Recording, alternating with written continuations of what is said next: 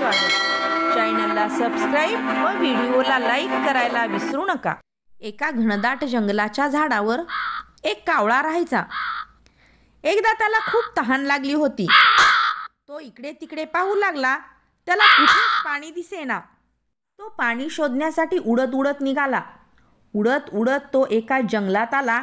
त्याने जवळपास सगळीकडे शोध घेतला। त्याला कुठेच पाणी दिसले नाही। शेवटी त्याला एक मटका दिसला। त्या मटक्याच्या आत कावळ्याने डोकावून पाहिले तर बुडाशी थोडेसे पाणी होते। कावळ्याला पाणी प्यायचे होते, पण त्याची चोच पाण्यापर्यंत पोहोचू शकत नव्हती। आधी तो निराश झाला, पण नंतर त्याला एक युक्ती सुचली। आजूबाजूला काही छोटे दगड पडलेले होते। ते दगड उचलून त्याने मटक्यात टाकायला सुरुवात केली। प्रत्येक दगड टाकल्यावर पाण्याची पातळी हळूहळू वर येऊ लागली। अखेर पाणी मटक्याच्या तोंडापर्यंत आले आणि कावळा पोटभर पाणी पिला आणि आपली तहान भागवली।